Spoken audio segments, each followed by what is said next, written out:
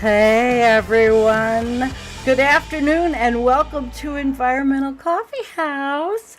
I am Sandy Shellis and we are here with Jennifer Hines, and I see that the chat is starting to fill up and we have a fun-filled show like usual. Hello Jen. Hi. Hello, Sandy. So excited to do this show with you on Oh, Saturday. yeah. Last Saturday during the day. Whole Yes. different thing, right? It is, and I hope we get a worldwide audience because maybe people Ah. aren't sleeping like they usually are. So, what's going on, girlfriend? Well, we had so many articles to choose from. Climate is very much in vogue right now. Everybody is writing about it. And, we're spoilt for choice. So we finally pared it down, you and me, in our little pre-show talk. And I'm going to Oh, go yeah. through what we have going on today. Okay, Um, take it away. so the first thing that you're going to play is you're going to play your newest favorite activist from COP26 in Glasgow. Everything you wanted to know about the Arctic cryosphere, but we're afraid to ask. Is that the one you're going to do, Sandy, or was it a different one? Oh, it Oh, was a we're different starting with one? the Arctic news. Yeah, but you were going to play a activist? Oh, yes, guys, we have a special video I Was made. it All this right, one? sorry, I was in another world for like about 30 seconds. All right, yes, we will do that, and then we're going to lead into Jennifer's Arctic Yeah, news. Yes, yeah. Well, not my Arctic news, but there's a fabulous our scientist, Arctic news. our Arctic news, by the name of Professor Andrew Glikson. And if you Glickson. don't know him, you will really, really enjoy this. It's a little bit of a scientific article, of course, because it's from the Arctic News, but it's super, super interesting. The exclusion of climate science from COP meetings. So that's going to be our kickoff. And then we're going to segue into an article from Gizmodo. Scientists are terrified. A survey of the world's top climate researchers show a stark finding. Most expect catastrophic levels of heating and damage soon, very soon. Very soon. So sure that will grab everybody's attention. Then we're just going to show this one from nature.com, which is the one for Gizmodo actually built their article from Yeah. the nature.com article. So we're probably not going to go through the whole nature.com article, but we'll kind of allude to it. Top climate scientists are skeptical that nations will rein in global warming. No kidding, right? No kidding. And Yeah, then we've got, think, which is in our ugh, title. I don't think it's going to happen. I don't think it's going to happen. Then we're going to go to one from NPR, and it's a lot of photos, lots of good things to look at. Their lands are oceans apart, but linked by rising, warming seas of climate change. So that'll be a photo montage. Yep. And then we're going to segue into a super graphic from climatearchive.org. And Yeah. it's We'll kind of play. like depending on which pathways the Earth at large chooses, which is pretty hard to do at any, as far as emissions go, which future do we want? And then they say COP succeeds a 1.5 warming world, which not a chance in hell, honestly. I mean, it's Oh, what I think. oh, What I think. Jennifer, not a chance in hell. Not a chance in hell. Well, the earth will be hell. And then Sandy, I don't know if you have this one, but if we have time, I would like to do the Europe one from space.com that I sent you. Europe is warming faster Well, than the rest of the world, and scientists are I'm puzzled. sure I'll find it in Yes. all the listings of everything we talk Well, about. this one Guys, is we actually a prepare. This is actually a super, super, super interesting article. It's got loads of good charts and maps, which are my favorite. Europe is already 2.2 degrees Celsius warmer than before the Industrial Revolution, while the Arctic has already warmed by 3 degrees C. So this is all about that. And I think that will probably get I us there. What got do it. you think? I got it, girlfriend. It's You going to got be it? we're going to go out with that. We'll go out with a Okay. bang. Or a gong Okay. like I played before and nobody heard. We're going out with a gong, guys. All right. So Yeah. I then will sit back, and I think that everybody, I hope, is with us that's going to be with us. We have some people from Facebook. If you're on Facebook, please help us by sharing. And I'm going to play our first piece of the day. Let's get going. Here we go.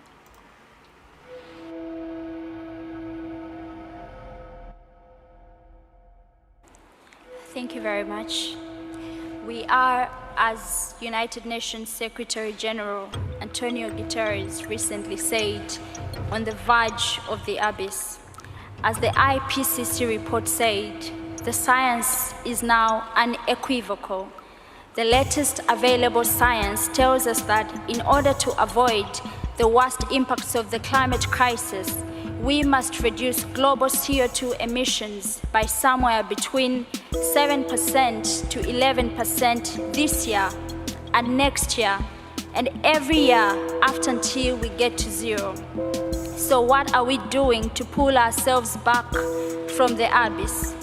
Countries have come to COP26 to make new pledges to reduce their emissions.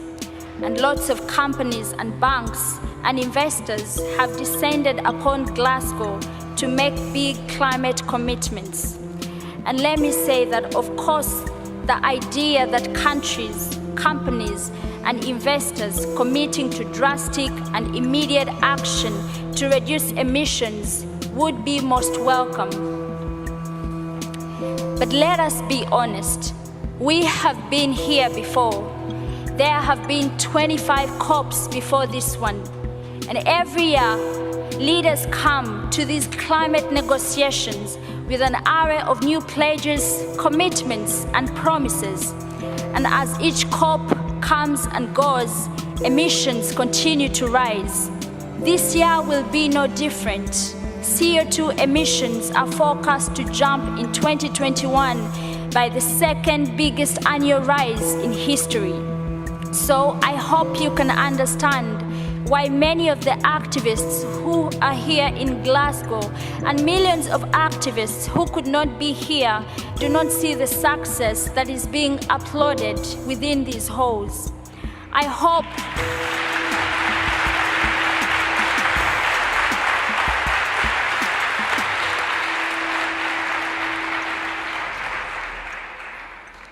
that you can appreciate that the 9 million people dying every year from breathing toxic air from fossil fuel-driven air pollution do not have decades to wait for oil, gas, and coal to be phased out.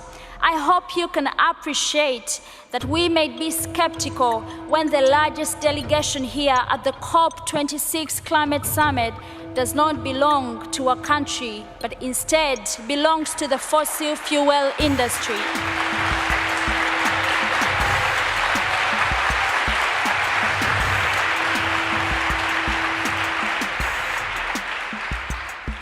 I hope you can appreciate that where I live, a 2-degree world means that 1 billion people will be affected by extreme heat stress. In a 2-degree Celsius world, some places in the global south will regularly reach a wet bulb temperature of 35 degrees Celsius. At that temperature, the human body cannot cool itself by sweating. At that temperature, even healthy people sitting in the shade will die within 6 hours. We see business leaders and investors flying into COP on private jets. We see them making fancy speeches. We hear about new pledges and promises. But we are drowning in promises. Commitments will not reduce CO2. Promises will not stop the suffering of the people. Pledges will not stop the planet from warming. Only immediate and drastic action will pull us back from the abyss. So we have some who are already starting to call COP26 a success. But a few days ago, a climate action tracker report showed that COP26 is actually putting us on a pathway for a 2.4 degrees Celsius world. And this is our problem. We have two pathways. There is the pathway of commitments and hype and promises and fanciful net zero targets and happily ever after. And then there is the pathway of the best available science, of ever stronger storms and droughts and floods, of toxic polluted air, of real people suffering and dying. And these two pathways are diverging. The truth is that the atmosphere doesn't care about commitments. It only cares about what we put into it or stop putting into it. Humanity will not be saved by promises. It's hard to believe business and finance leaders when they haven't delivered before. They have not been faithful in their promises. They have not been honest in fulfilling their commitments. They have not been trustworthy in making their pledges a reality. So, I have come here to tell you that we don't believe you. We don't believe that banks will suddenly put trillions of dollars on the table for climate action when rich countries have struggled since 2009 to raise $100 billion for the world's most vulnerable countries.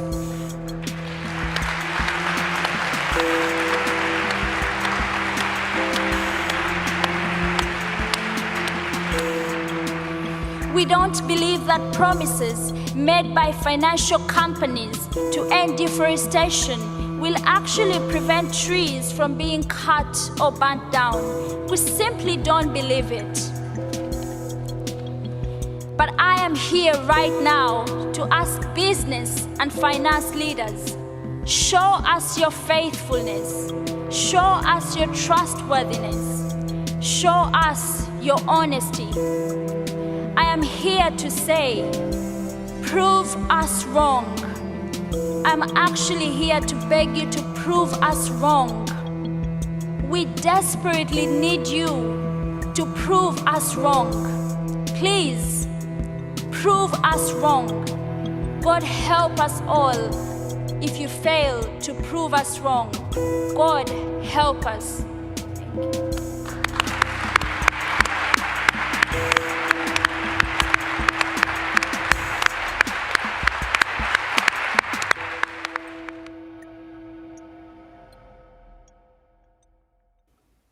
I thought she Wow. was amazing.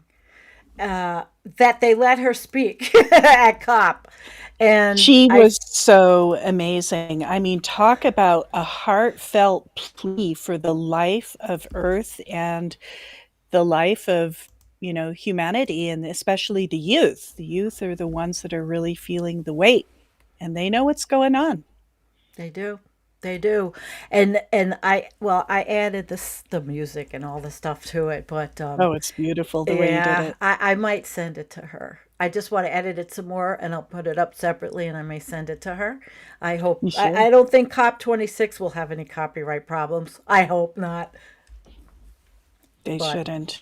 so Jen, would you like to then segue while we all take a deep breath of relaxation and Mm, hold it most and let it definitely. go so that we can move on from that one? Okay. Whew, All no right. kidding, Sandy. Okay, Yeah. let's dive into some hard science and Okay. some frustration by Professor Andrew Glikson, who thinks that there has been an exclusion of climate science from the COP meetings. And he's right, I guess. Obviously I wasn't there, but he watched it like a hawk, I'm sure. Me too.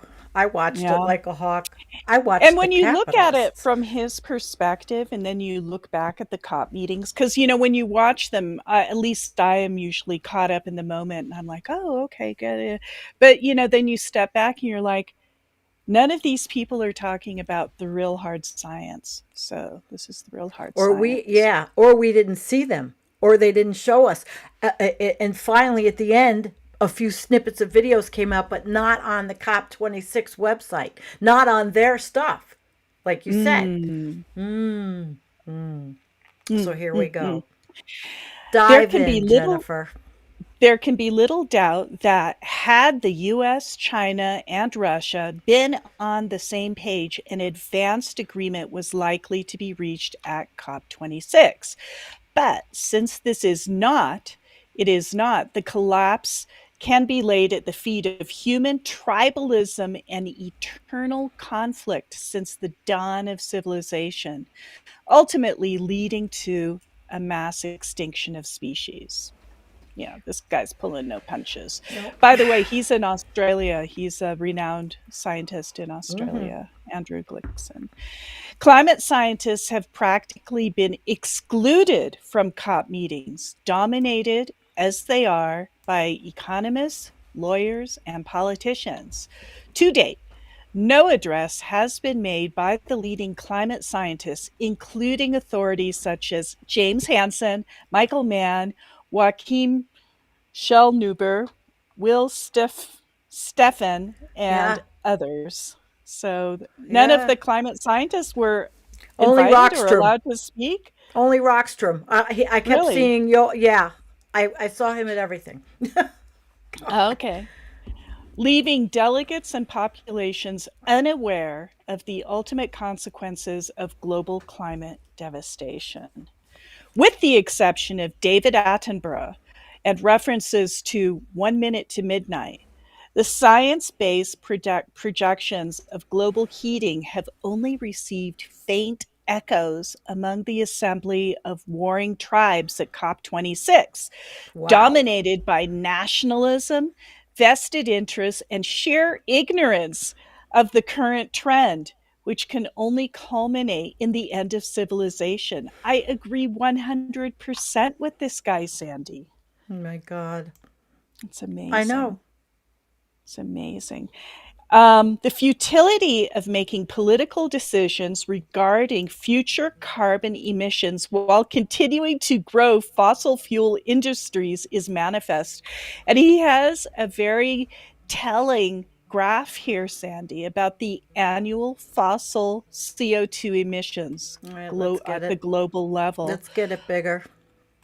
Yeah, Got so it. it's very interesting. I mean, look at this. It goes all the way to the present day. So this is a little graph from 1960 to the present day. So 60 years. This is the past 60 years globally, what we've dug up and burned, essentially.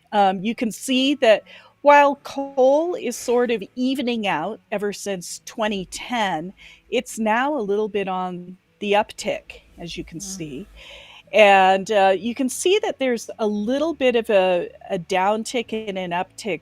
I think this looks like the COVID thing, coronavirus, but I'm not sure what's causing the uptick and the downtick. But in any case, Oh.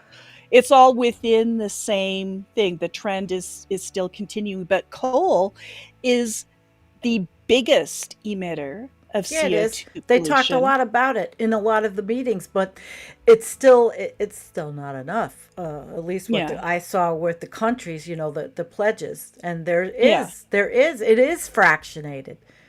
Yeah, yeah. And then oil continues its uptick. So you can see that oil used to be lower than coal for a while. It was higher than coal. Now coal overtook it again. But still, the trend is up. Can you see that? The trend is still Yep. going up, with the exception of the downtick and uptick from the last, I think, year or two from COVID, right? We've been Yeah, in COVID almost, because what, that's an two years now? and that was an anomaly.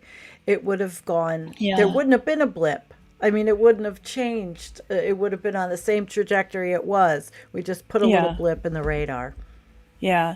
And of course, natural gas, our transition fuel, is continuing its unrelenting rise. As you can see, it's, not such an aggressive rise as coal Let and me see oil, if but I it's can. still an What are we unrelenting looking at over rise. here? on the other side, the potential rise in global. I think this might just be different posts. 2C crossed. Wow. Oh, that is not related to us, I Okay. don't I just think. wanted to make sure. Yeah. That might be something different. That's a featured post, 2C Okay. crossed, which is a Thanks. different post. Thank you. All right. Then we'll And go down. Sam Carana and team are making the point that 2C has already been crossed since the Industrial Revolution, and they do the math. That's what you're seeing over there, Sandy. That's Yes. the math of how we got here, and it's also the math of where we're going. But that's a completely different article, so we're not going to cover that. Okay. He then goes into some fairly scientific.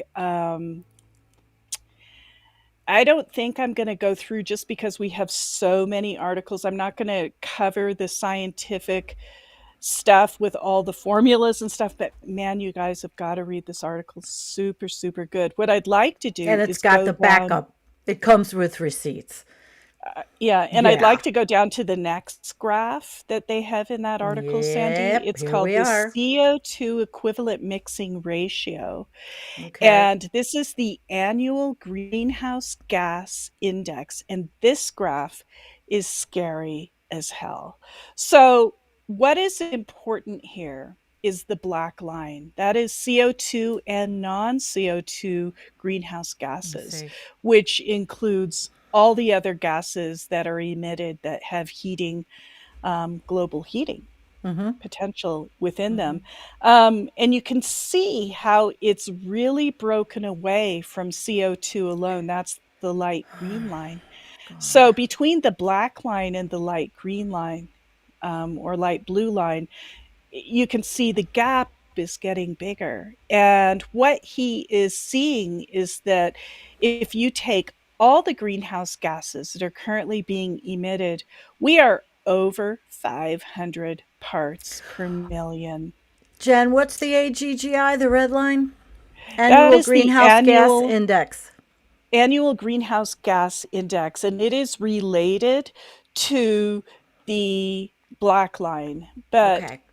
it looks to me, and I'm not exactly sure how they calculate the annual greenhouse gas index, but it tracks with the black line. But you can see the Okay. black line has overtaken the red line. The red line is the annual greenhouse gas index, and the black line is Okay. all greenhouse gases, All right? right. Yeah, it might And be for described it, in but there. in any case, you can see they're Yep. tracking together, but the black line is definitely overtaking the red line at this point, which means just basically that the emissions from greenhouse gases continues to go up.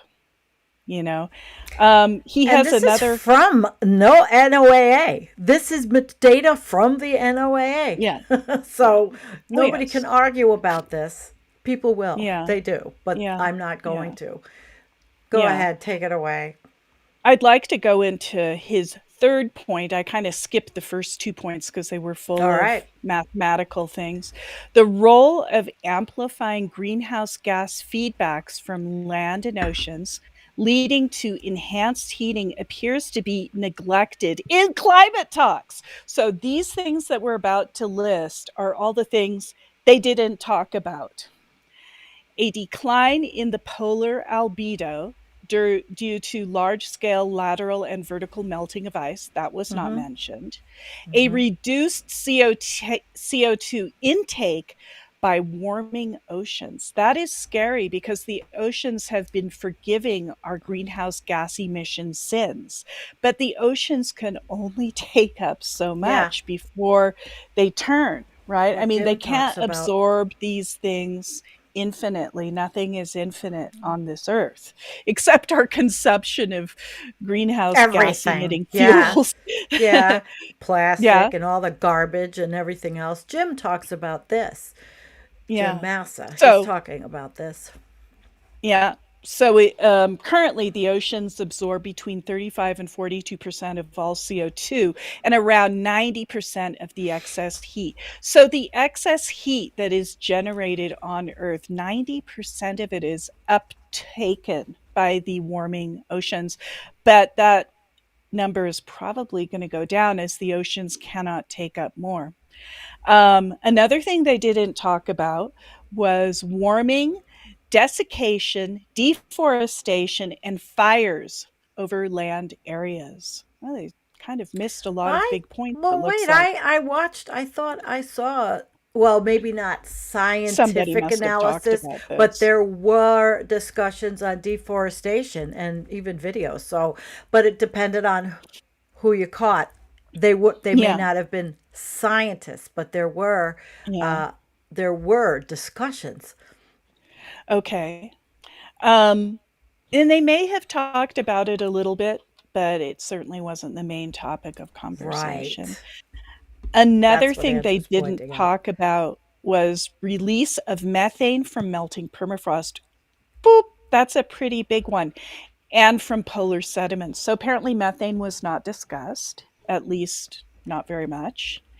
And the last thing that they didn't talk about, an increase in evaporation, particularly in arid zones, raising atmospheric vapor levels, which enhances the greenhouse gas effect. Because as we all know, water vapor is a very potent greenhouse gas. And the Yeah. water vapor in the atmosphere itself at large is continuing to increase as the overall global temperature of Earth is increasing. They kind of track together. So those are pretty big things. And now he's going to turn his topic to the IPCC. The IPCC based climate trends are mostly linear. As we all know, guys, climate is nonlinear. Climate change is nonlinear.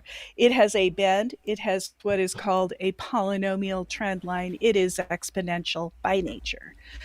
So the IPCC based climate trends are mostly linear, yielding an impression that overshooting of the warming trend is capable of being reversed. No. Jeez. Within acceptable timescales. No. Projections which neglect the likelihood of tipping points of no return. So the IPCC is linear and they have no tipping points. The timescales for attempts to cool the atmosphere may exceed the longevity of civilization. That's a pretty potent statement, right? Mhm.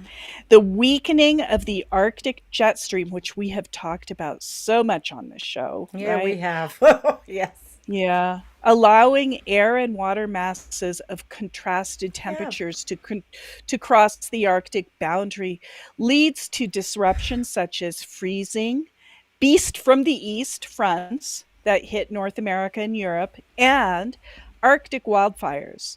The flow of ice melt from Greenland and Antarctica into the oceans may result in marked transient temperature reversals in the oceans and extending onto land.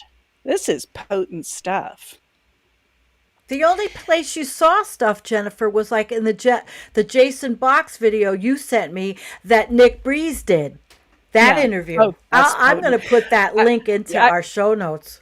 totally, Sandy. That was one of the best Oh, talks that Jason Box has ever 20 given. And minutes he of and sobriety here. I have followed Nick Breeze for probably at least 8 years. He's Yeah. so good, Oh, he's and great. he had a very good interview, 18 minutes, I think, Yes, with he Jason is Box. definitely one of the best, Nick Oh, is. he's so good. Yep, we should have So, him on as a guest. He could be our yeah, guest. Yeah. All right. yeah. Continue While on. neglecting the consequence of runaway global warming, that's kind of a big thing to neglect, discussions continue of the price of mitigation and Yes, adaptation, of course. i.e., the price of habitability of Earth proceeding to huggle in terms akin to Oh my God. corner store grocers. Wow, Huggle Andrew's is tough. not Haggling is yeah. Yeah. maybe huggle is related to haggle. I'm not really sure Maybe what maybe huggle. it's the Australian version. Maybe It's it's an the Aussie word. Australian version. Yeah, it is. They're Huggle, huggling. We muggle, haggle, they huggle. huggle. We huggle, they haggle. There you go. Jesus. Oh, and there's a good picture coming up, Sandy. Do you see the picture of the The ship Titanic. coming Oh up? yeah, they've been watching Yeah. it in the chat. They've been seeing that picture. Oh Oh, yeah. yeah. That picture's been front and Elsewhere, center, baby. much of the media seems to be preoccupied with the price of submarines, deadly weapons in futile wars, ironically more suitable for coastal surveys of Jesus regions Christ. flooded Oh. by inevitable sea rise on the scale of many meters. So this is like, whoa. I love this picture. This little cartoon graphic is really good. Watch out, Yeah. an iceberg on starboard. Wait, No. we're in the middle of a conference on iceberg avoidance. Oh, Jen. Oops. I need a And oops. and that Oops. is it. So this is by, I mean, this article pulls no punches. This is by Professor And Andrew Glickson Glikson. he's legit as they get. He's legit He's as they as get. legit as, There and he you gotta is. see some of the books he's written. I was Look at looking at them. these. I was like, oh my God. He's an earth and paleoclimate scientist. He's at the School of Biological Earth and Environmental Sciences at the University of New South Wales in Australia. And look at some of the Uh-huh. books he's written. He is such a scientific intellect. The And asteroid impact of connection of planetary evolution. I mean, this is yeah. great, right? Let's get him on. Let's get him on. I have to do all the background work. I really do. I got to start getting a standardized letter and sending it out so that we can bring on some. Because he was with He Sam. is I think he good. did Collapse Oh, did Chronicles. he? I Oh, we think should Glickson did. totally see if we I can get have to him. see. Yeah, totally. Maybe I need Yeah. a secretary who wants to volunteer. All right. Anyway, yeah, seriously. Thank you, Jen. That was. Let's move on. This was Yeah. good. Thank you so much. We're going to move on to the Gizmodo article because that one is actually, see, the Gizmodo and Nature came from the journal Nature, but we're going to go over the Gizmodo article if you guys can see it. And obviously I'm not on mute. This is great. All right. So the scientists are terrified. A survey of the world's top climate researchers show a stark finding. Most expect catastrophic levels of heating and damage very soon. The new Nature survey shows a majority of the world's leading climate scientists expect catastrophic impacts in their lifetime, driven by rising greenhouse gas emissions. Brilliant researchers, they're just like you and me, but with more data, which actually makes the new survey even that more unnerving. The feature from Nature, which is this one, published on Monday, involved querying Intergovernmental Panel on Climate Change researchers. These are the same folks who put out a major report this year, showing, let's see, did I lose myself? I'm sorry. It keeps popping in and out for some reason. Warning that this is essentially the most consequential decade in human history, one that will play a major role in deciding just how severe global warming will be for generations to come. In other words, they're deep into it. Yes. So Nature, they heard back from 92 of the 233 living IPCC authors. Well, I know what that problem is. It wants to show an ad, and I don't want it to show an ad, so I have to go down. Okay, let's go. Forgive me. See, now I just want to make a little statement about this. Somebody might say, well, only 92, and only a small sample size. Well, I would answer to that, how many climate scientists and these kind of scientists are there? This is a very specialized study here. But that's huge. So the results show that 6 in 10 of the respondents expect the planet to warm at least 5.4 degrees Fahrenheit, which is 3 degrees Celsius, a level that's well beyond the Paris Agreement target of 2 degrees Celsius, which is 3.6 Fahrenheit. And it's double the 1.5 degrees Celsius, 2.7 degree Fahrenheit target that policy makers and researchers, including the IPCC, have identified. These ads have identified. I guess they have to make money, but I lose myself. Forgive me, guys. Jesus. Okay, have identified as a relatively safe level of heating that would allow small islands to remain above sea level and protect millions from food insecurity and violence. Just 20% of the researchers, meanwhile, expect the world to meet the Paris Agreement 2 degrees Celsius target, and a paltry 4% think 1.5 Celsius is in play. So, guys, that's why COP didn't highlight the scientists.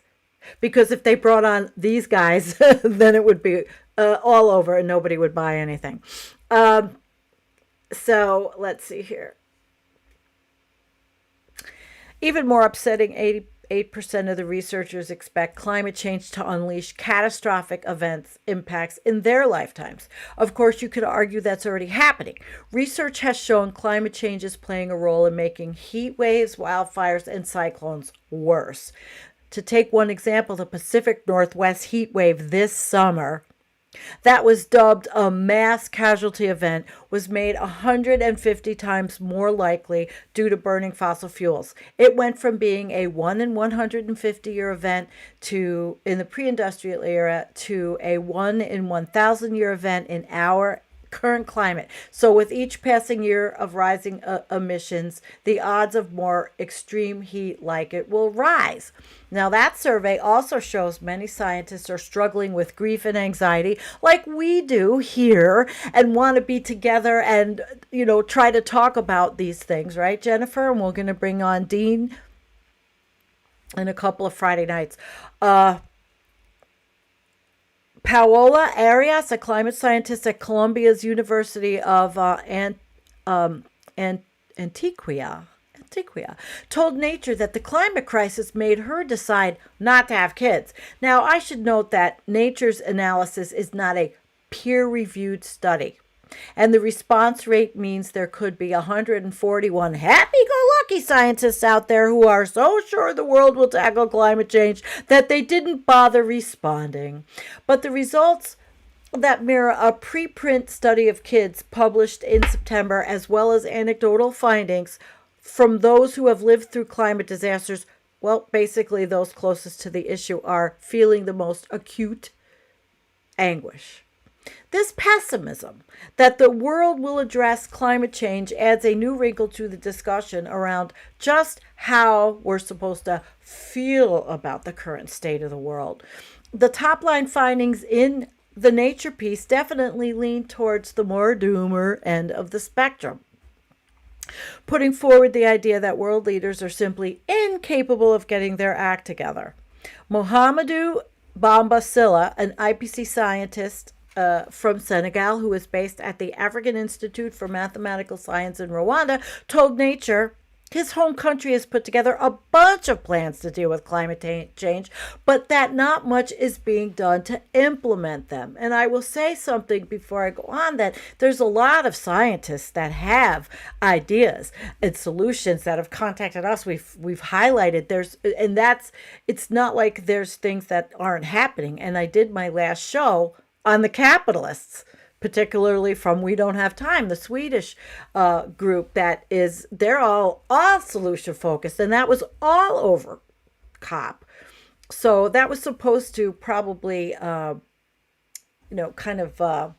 the scale there from what we know. But, about the pessimism, the round the world pessimism. Okay, so the feature published as United Nations Climate Talks gets underway. It certainly adds another layer of cynicism. Oh my gosh, that is just about how much the talks will accomplish, particularly with key leaders skipping the event. But the failures scientists are worried about don't stop them from acting. 2/3 say they engage in advocacy on their own time, like Peter Kalmus, who I've had as a guest. And 81% said they believe other scientists should too. It reflects something more nuanced than the we're all going to die and should accept it, which I'm not. Mentality that's prevalent in the doomer world. Instead, it's one grounded in the scientific reality that every ton of carbon pollution that doesn't end up in the atmosphere is worth fighting for. A world that's 5.4 degrees Fahrenheit hotter is scary, but fighting for our future, even in the face of overwhelming odds, is better than doing nothing, and that is me. That is, my thoughts. Jennifer, are you muted? You're not muted? Yes, Okay. I am. All right, I do it. Hey, listen, don't worry about it. I do it every single show. They will tell you, my own shows. And, I'm not, when I read that, I'm not hopeful for the end result, of what's going to happen when all the shit is hitting the fan. But I'm like that, like Peter Kalmus, like some of the other scientists.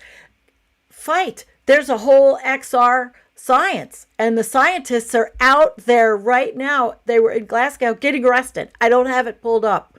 I wish I did. Yeah. If I can find it, well, maybe I will. But they were the first scientists to start getting arrested, and I'm all for activism. So I don't know what's going on in our chat, but I think we should move on. I think we should too. The beautiful Nature pictures. article is interesting in that it's kind of like a poll where you get to see where people lie along various questions. Yeah. Like, do you experience anxiety, grief, or other distresses because of concerns over climate change? 40% of the people say no, 20% of the people say yes frequently, and 40% of the people say yes infrequently. So it's like a 60-40 between no and yes. So that 40% of the people say no is kind of stunning because they don't think it's a climate crisis, No. Oh, and there's, the people that don't think it's a climate crisis are 70 million people that voted for Donald Trump. And I talk to them when I'm out, and they're, the climate. This is my ex-husband, my daughter's father. She laughs at him. The climate's always changing. The Heartland Institute bullshit. I get so frustrated, because therein, I think we're fucked, is because of people, human beings that are impervious and don't believe in science, and the wave of politics to the right worldwide. But that's for another show. Yeah, that definitely is. But that is very interesting. What do you think, Sandy? Do you think we should move on from the Nature article? Do you want to look at? I want to look at the pictures. Why don't you narrate and I'll do the picture show from the NPR article, and then we can go on to the Climate Archive, which is a fun one. That'll be interactive, but let's go through the pictures first. Oh, okay. Very good. Let's see. How should we do this NPR article? It's really mostly pictures, isn't it? Yeah, it's nice. Okay, so I'm going to Let's look just at go your up and screen. down. So I'll Okay. just look and see what you are taking Okay, a look at. So you go ahead and drive. I made us smaller, and I'm driving. Okay, let's start up the car. I don't have a sound effect for that. I should. Mm. All right, so we're starting with. Oh my goodness! Look It's at an this. atoll.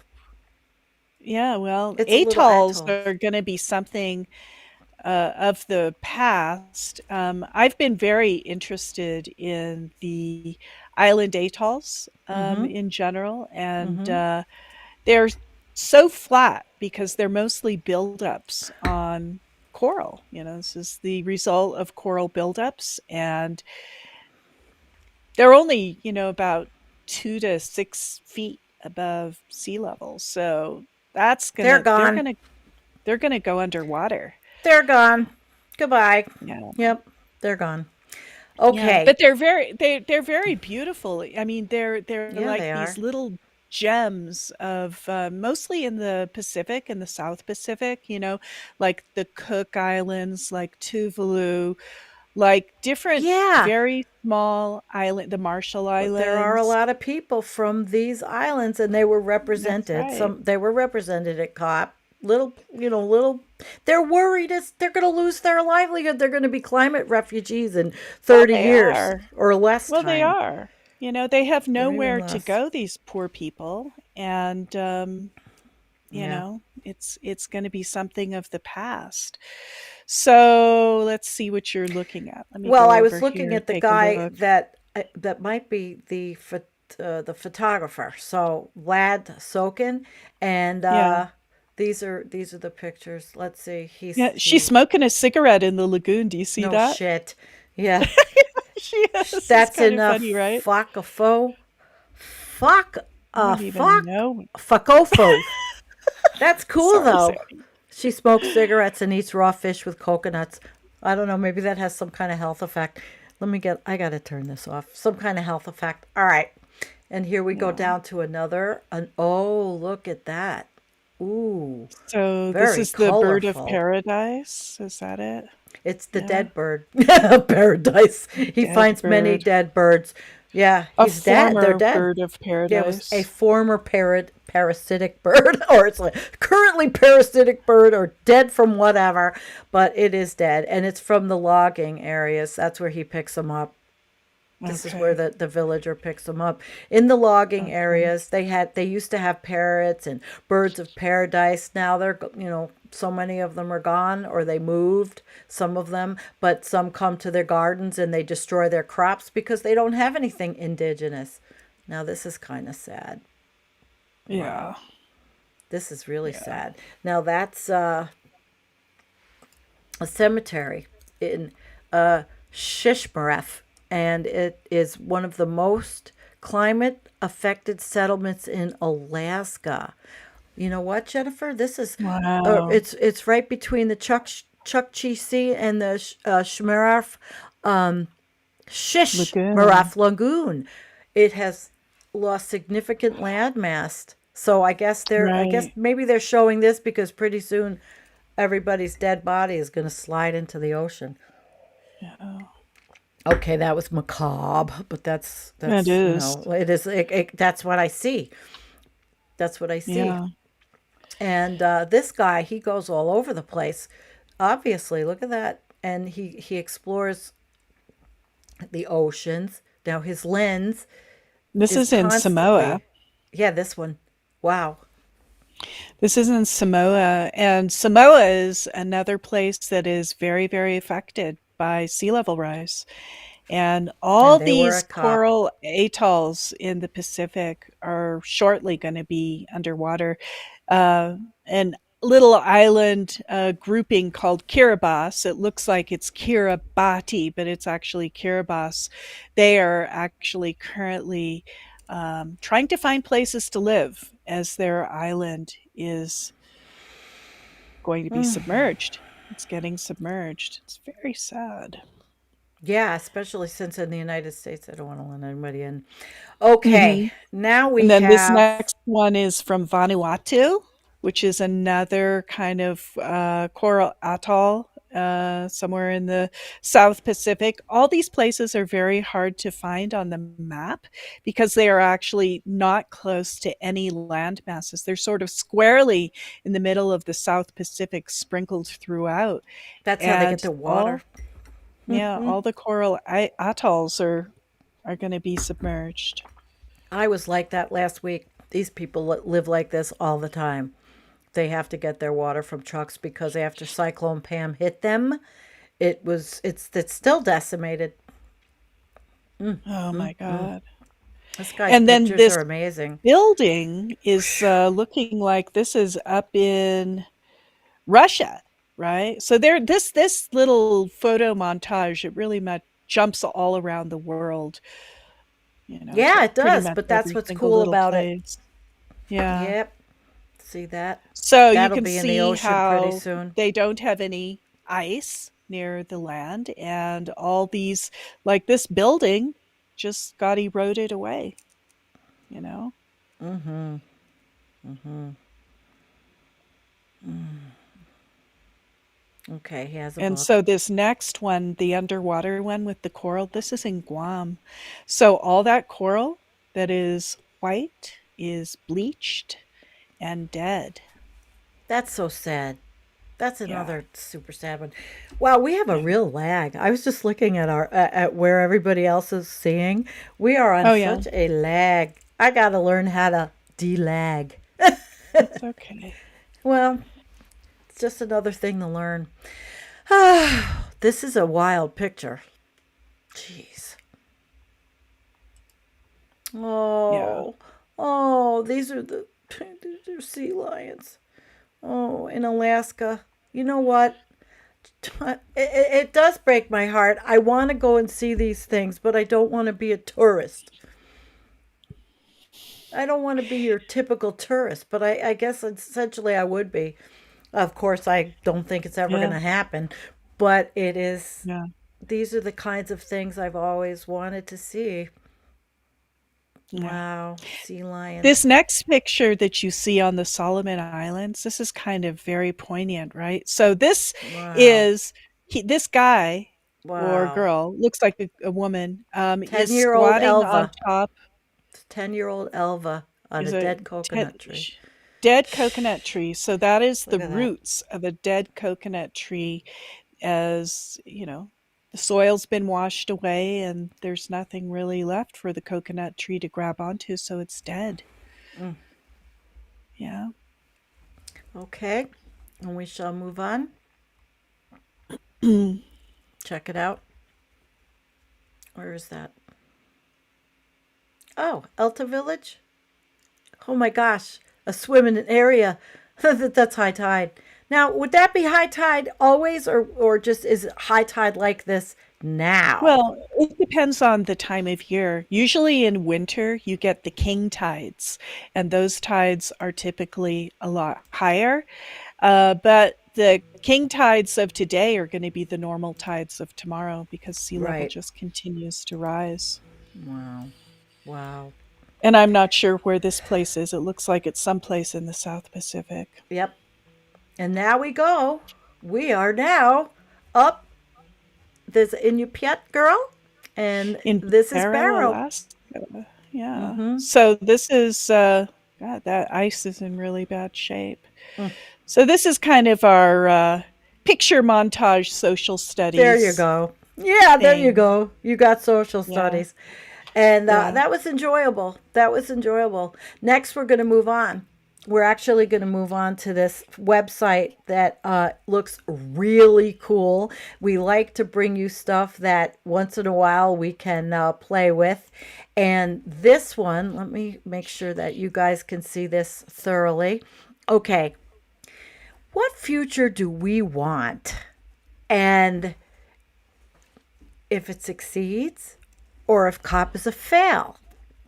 And I don't, again, you can't see my a pointer, but if you can do a few different little things with this. You can look at sea ice, you can look at temperature. These are the layers.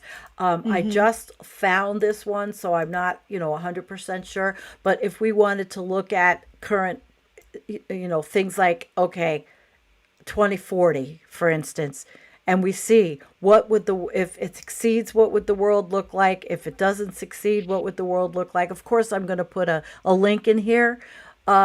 It goes all the way back Hmm. to 1965. Look at what it looked like when we were young. Oh Mm. my God. I Can mean, you it's, push it all the way over to the left? That band? Yeah. So that starts in 1950. whoops, it went And way back. Sorry. it goes from 1950 to what? It goes What's all the the way up if you to, pull it all the way to the right yep, yep, yep. It's very sensitive to 2099. to So the end of the century. 2099. Yeah. And it Okay. So actually, I think you 150 can, years. yep. I want to just see if there's what's temperature. Okay. Temperature, sea ice, see the sea ice up at the top? Mhm. And then Mhm. it goes, now it's going to show you. And then there's temperature. It changes, you can change and add temperature and precip. So we can have all of them, and it has collections, Oh, and that's cool. like here's the COP26 collection. Let's see what it shows us. Yeah, it's really fun to Oh, play with these things. No, it'll come back. It'll come back. It's just going. See, it's just now going to another. Oh, it's going back to the beginning where it teaches us yeah, how to do it.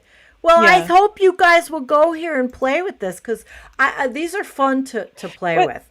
what I think is kind of ironic is they are Oops. listing, can we go back to it? They are Yeah, it's going. listing the worst case scenario is 3 degrees centigrade above pre-industrial levels. That's their Mm-hmm. worst case scenario of the positive, or I guess that's their negative path if we do nothing. Well, this Ooh. this world is going to be a Ooh. lot more than 3 degrees C. Oh, look at this one. This Whoa. was the one I think we found last week. This was the one that shows all of the different times of the history of the Earth and what it looked like. This is the Whoa, coolest thing really? going. It is the coolest thing going, Jennifer. It These is. yeah, these maps. Let's bring ourselves back. Yeah, this is the Paleozoic and the Mesozoic and shows you where, let's see. I don't know. It shows you the jet stream precipitation and all these different times. See, that's in one of the It's collections. And three we were o'clock. looking, and here's the COP26 collection that we were looking at. And that's the one that we were highlighting for this particular show. But this website Mhm. is really cool. And Yeah, it's interactive and it's fun to play with. It really gives you a good study into doing something and not doing something. But I still yeah. think that their worst case scenario at 3 degrees C is, I don't know. Well, maybe that's what they're putting as what's going to happen by the end of the century. Uh, but because wasn't too, I don't know. I'm not, I'm not, Yeah, and of I didn't course build life this. life stops at 2100. We never go past 2100. Actually, wait, And Jennifer, there was a Paul Beckwith filmed an ice, an Arctic and glacier and permafrost. Three female scientists that gave presentations. It's a great thing that he did. And they talked about glaciers, what they would look like at 2300, the glaciologist. So I'll share with you that video. You probably didn't have enough time to watch it. It was really interesting. But of course it wasn't they were probably one of those side presentations that wouldn't make it onto the COP forum. oh, okay. Yeah, What but was the it name was of the interesting. video? Do you remember? It was on it's Paul's channel. He filmed it. Right. I know Yeah. that, but what was the Oh, name of it? well, I can look it up if you'd like me to, if everybody doesn't Is it mind. is it the, because I'm wondering if it's the one I'm thinking of, COP26 Glasgow, everything you wanted to know about the Arctic cryosphere, but we're afraid to That ask? probably was it. Let's Yep. We see. can put that link in because that is an excellent lecture. It's Yeah. 45 Okay, minutes you long did see it. and Yes. oh yes, I did. And it's All an right. excellent, excellent lecture. Highly Okay. recommended. All right. Cool. Cool breeze. Yeah. Yes, I'll put that link in. I mean, I'm not going to show it now, but I'll put that link in. And yeah, this was good. So, what do you want to do next? Where's the chat? How's Yeah. everybody doing in our wonderful chat? Oh yeah, Russ Taylor, you put there's a Paul put up a video of all the Arctic scientists dancing or ice scientists dancing, but I didn't Really? think it was creepy. You know why? Because I Oh. have been to those kind of I've been to those meetings. I've been to conferences. And it doesn't matter if it's the end of the world conference or what. People are people and they are going to Mm. do what they are going to do. I used to go to conferences all the time, sometimes two a year if I was, lucky. So, Mhm. but I mean, it was creepy. Yes. Okay. So Poppy said it was to celebrate failure, but people have to have some kind of out somehow. I'm going to give them a pass. I That's right. am. Absolutely. I Those totally agree people with you, are, Sandy. they're right on the front lines Yeah. of catastrophe. So they Right. went to And, COP. They know it. Let them fucking dance. yeah, exactly. I totally agree. I I totally wonder if agree. I have some. Do I have any rock and roll to play? No. I was gonna say, let them dance. Let them dance. We could dance, but we can't dance to this. Oh, so where do we want to go next, guys? I see Boomer U's Well, here and Ying and Yang and TCR and Poppy and Bill. And thank you guys for coming. And by the way, I have to do a real quick thank you all. I haven't had a chance to even get on to buy me a coffee, but thank you to those who are so sweet to us and help me out here with subscriptions. Thank yeah. you. I just wanted to put that. Yeah. So, Sandy, the question I have now is, should we end the show now, or should we talk about this one last article about Europe, which is a fairly, I think we should do that article. it's a good article. I It's a think we really good should do it. article. It's And it Saturday only came out. afternoon, and Yeah. what the hell? I think Okay. everybody in the chat is going to say go for it. So I'm going to Okay. pull this up. Here we are. There we Okay. are. Let's do it.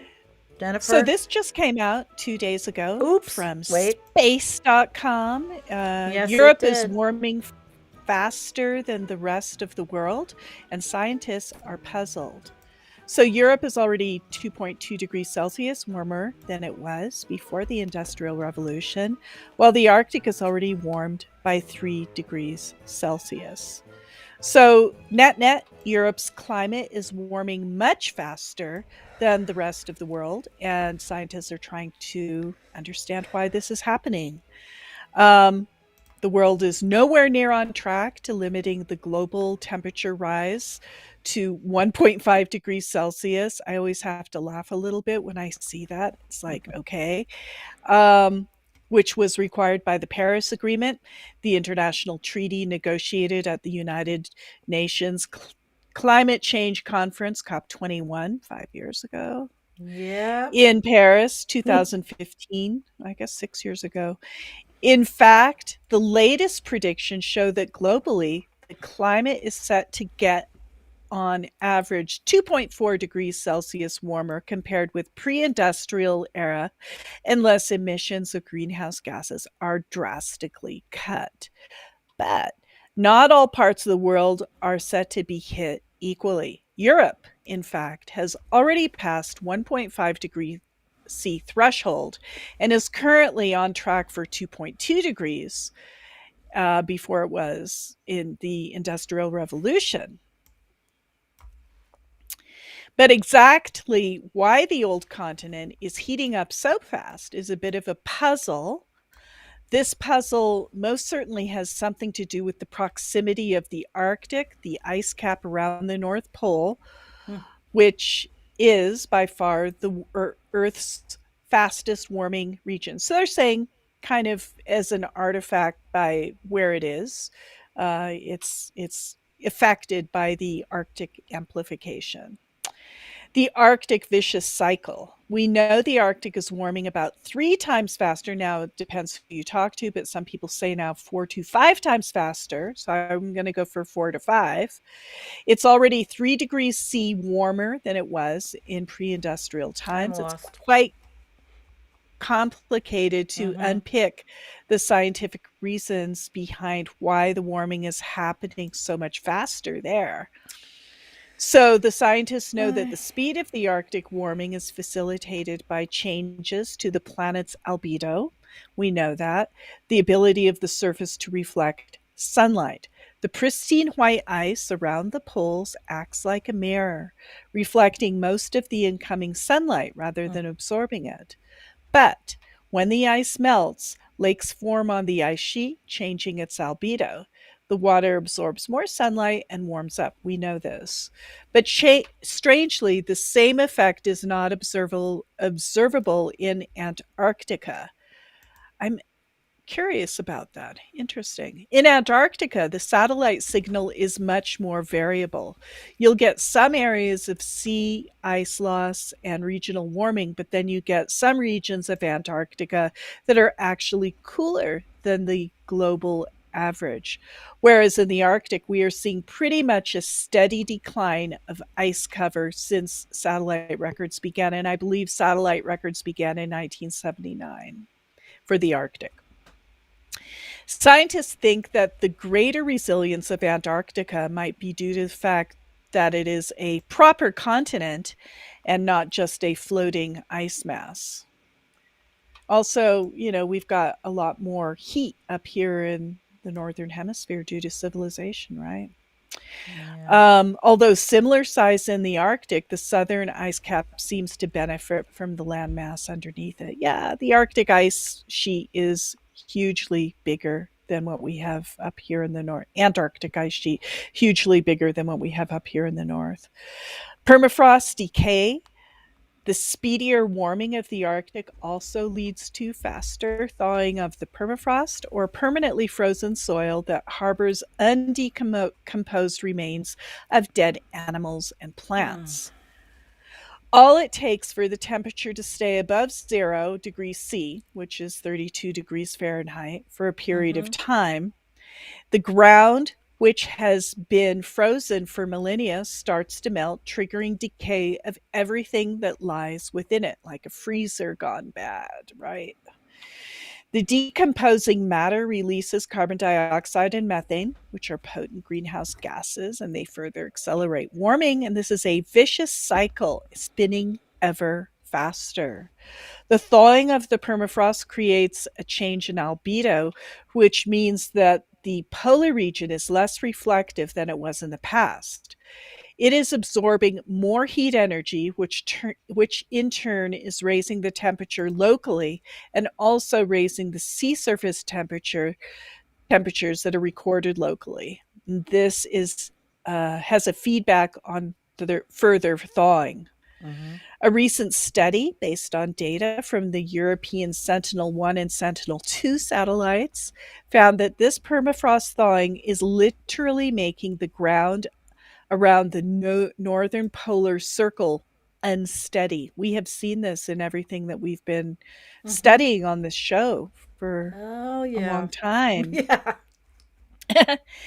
The study published in the Journal of Environmental Research Letters found that within the next 30 years, 55% of the buildings, roads, and pipelines located within 62 miles of the Arctic coastline will find themselves on unstable melting ground. Oh my God, Jennifer, that definitely gets right there.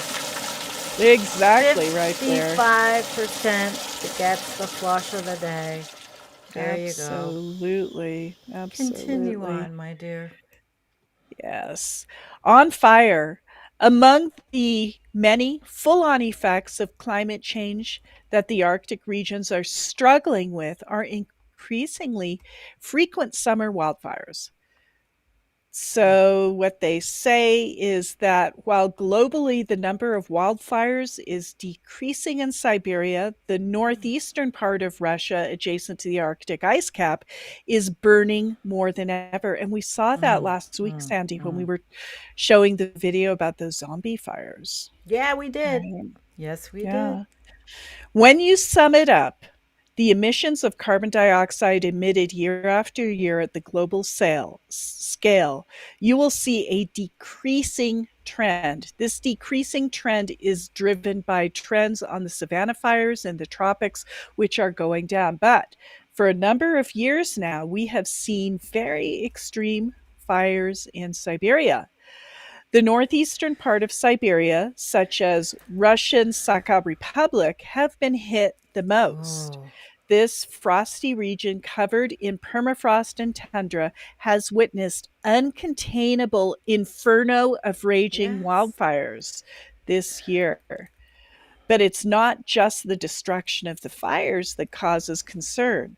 The carbon dioxide released by the wildfires further feeds the vicious cycle of warming. This year, wildfires in the Sakha Republic produced more greenhouse gas than Europe's worst polluter, Germany, emitted in the Wow. entire year. Oops. Space.com, huh? Oops. Oops. I have to find an oops because there's so many of them. Too many oopses. There are a lot Jeez. of oopses. Quote, this is a big concern because it's peatland that Mm-hmm. is burning there, not vegetation. When peatland is burning, it is unlocking carbon store that is in the permafrost. It changes the landscape and affects the carbon Wow. cycle. End quote. I always wow a lot, but it always wows me. All It this stuff is. wows It's me. That's my word, intense. is wow. It's intense. So, haters out there, I like to say wow. All right, go for it. As the fires in the vicinity of the Arctic, the ash they produce deposits on the ice cap, further altering its albedo. The darkened Oh, ice snow now absorbs heat instead of reflecting it, further feeding yes. vicious cycle of unstoppable warming. What we In talk about. fact, one of the Sentinel satellites spotted a fire raging in the far Russian northeast as recently as November 3rd. So here it is. Damn. We're almost into winter and we Yep. have fires Still fires. raging. It's not even a small fire, it was raging. The fire, likely lit by lightning, burned in freezing temperatures of minus 20 degrees C, which is minus 4 degrees Fahrenheit, defying efforts of firefighters who struggled with frozen water pipes. Oh, God. And then look at this fire picture, right, I of the know. smoke from the I'm making that satellite. bigger so everybody can see that. That's Yeah, that look amazing. at that. Yeah, it can make it So, really big. Wow. yeah. So back to our Wow. original, yeah, back to our original topic. What does it mean for Europe? The year 2020 was the warmest on record in Europe, with an average temperature of 1.9 degrees C above the long term average between 1981 to Okay. 2010. That's a There 30-year we running go. average. And Yeah. it's zero point 0.4 degrees C warmer than it was the previous record setting year. See, there's an exponential factor in here, right? Yes. Yes. Boom. This warming has already triggered unprecedented weather events on the continent, which has so far been spared from the worst possible whims of weather, such as hurricanes, typhoons, and tornadoes. Mm. For example, the floods that ripped through Western Europe this last summer, killing 200 people in Germany alone, were unprecedented in recorded history. Quote, we saw the floods coming, we alerted the national institution so that they could prepare, but what arrived was so much worse than what they had seen before. They expected 100-year flood, but what they were facing was a flood with more than 1,000-year return period. Well, that return period is going to get less and Yeah, less. We're going to this is have called those big, connect the dots, folks. yeah. German Chancellor Angela Merkel described the destruction caused by the deluge as surreal. So, in the years to come, a flood of 100 years may become a much more regular visitor, as we have mentioned. So, where does this leave us? What happens next? So, all is not lost for the future of Europe, he says, as well as other continents. It depends on the action the world takes. Quote, up until 2030, we'll see more extreme events. We'll get hotter summers, milder winters, and more severe storms. But going up to 2050 to 2100, it really depends on which scenario we end up on as to how extreme that climate could be. Wow, At the Jennifer, moment, we're going to end up on the fossil fuel industry trajectory. I'm sorry. yeah, I, yeah, okay. Sorry, had to make that point. good. Yeah, thank you, Sandy. At the moment, the world seems set to cross the dreaded 1.5 degrees C threshold about 2034. So that's the world at large. The conclusions of COP26, however, offers some hope. Oh, really? I'd like to see that. More than 100 nations have committed to reduce emissions of methane, which is 80 times more warming than carbon dioxide, molecule for molecule, by 30% by the end of this decade. Now, they're just talking about pretty much methane leaks and In other. the gas, in the fossil fuel industry. Yeah, They're not going to stop permafrost no, methane. This is no. just the leakage and all, but did anybody talk about animal agriculture either? And I don't think I have to look through and find anything that talked about animal agriculture except in the way of feeding them in Brazil and other countries. So that's an area. If anybody has any links, please send me that you saw a cop talking about animal agriculture, changing methane from, I mean, I know that's what they talk about, but okay, let's eliminate methane from fossil fuels. Great. Yeah. Yeah, I'm all for it. Well, we'll see what happens. Yeah, Stay but tuned, you there's a guys. lot Stay more. tuned. Yes. About 140 states pledged to achieve carbon neutrality by 2050. Well, that's good that they pledged it. Mm-hmm. The question is whether action is coming fast enough. So, at last paragraph quote, if we do nothing in Europe, every year 15 million people will be at risk of forest fires. 90,000 people per year will die due to heat waves, and 2 million people will be affected by coastal and riverine floods. Droughts will expand and tundra will disappear to the point of nothing.